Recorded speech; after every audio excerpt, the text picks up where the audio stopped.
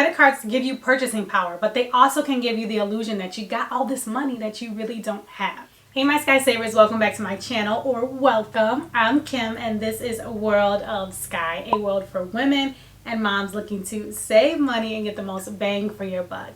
And today we are talking all about the benefits and the risk of credit cards. They can be good or they can be bad.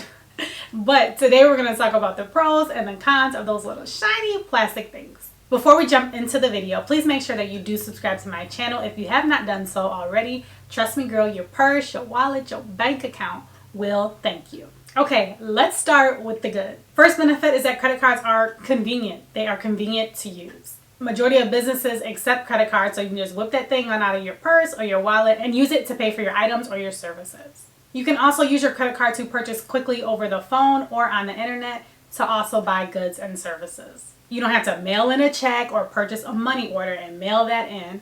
Some of y'all watching may not even know what a money order is.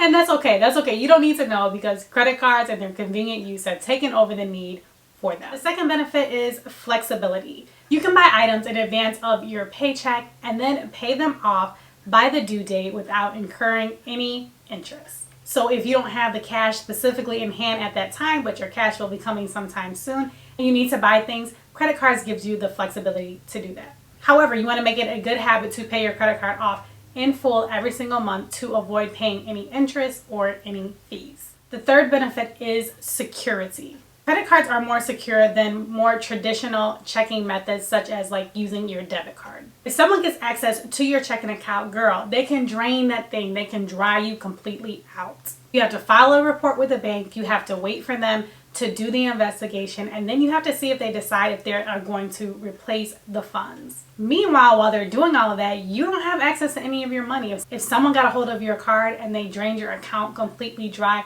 you do not have any funds while the bank is going through the steps that they need to take to ensure that it was fraudulent and replace your money. Since a credit card does not pull funds directly from your bank account, you don't have to worry about your money going missing. Now, that's not to say that you don't have to worry about fraudulent things happening on your credit card, but they are much easier to resolve and you're not missing all of your cash.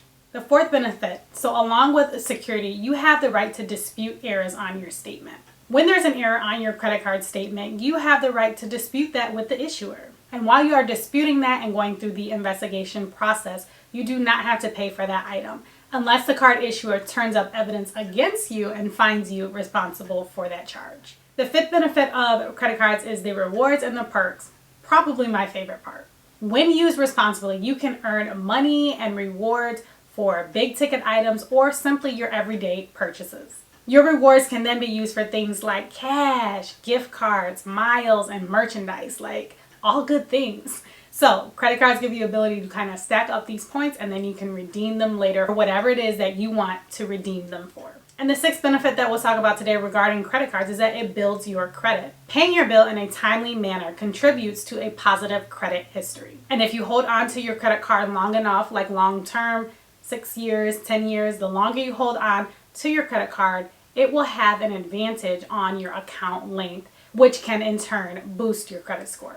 Okay, so those are all the benefits of credit cards. Now let's talk about the risks. These are the things that ain't so good about credit cards. The first thing is that credit cards may lead to overspending. Credit cards give you purchasing power, but they also can give you the illusion that you got all this money that you really don't have.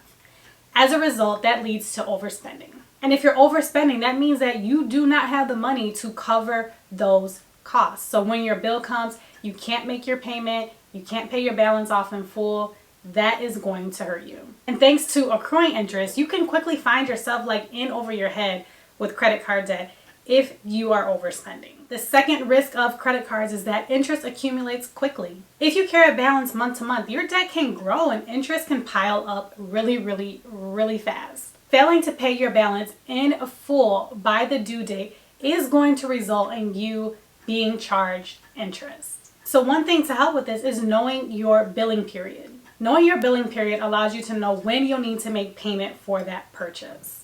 It will help you coordinate your payments and also help you avoid any late fees associated with missing or paying your statement late. You don't want to pay your credit card bill late because you'll be charged fees.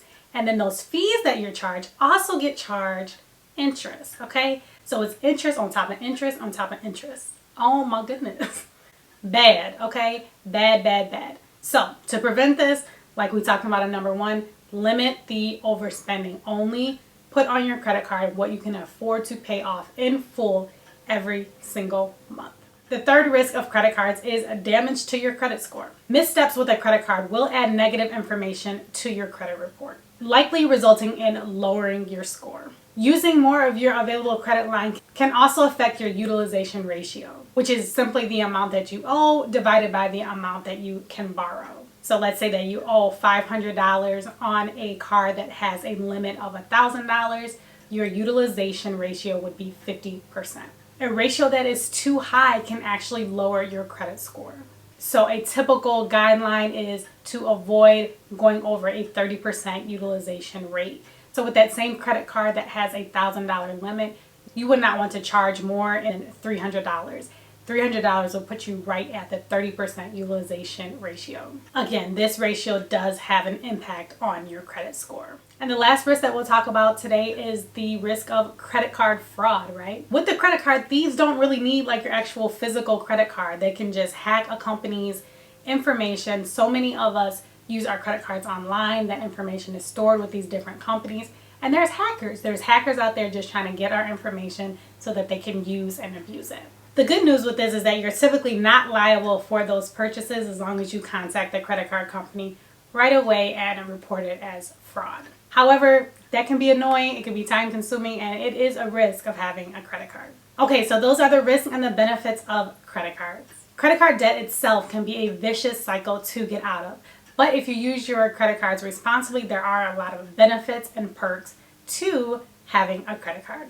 I hope you found this video helpful in determining for you if credit cards are worth the benefits or if you want to just avoid the risk altogether. Before you go, please make sure that you do subscribe to my channel. Hit the little notification bell so you do not miss any future uploads from me. I do upload a new video every single week and it's pertaining to saving you money in some fashion. That is it for now. Thank you so much for watching. I appreciate you and I will see you in my next video. Happy saving!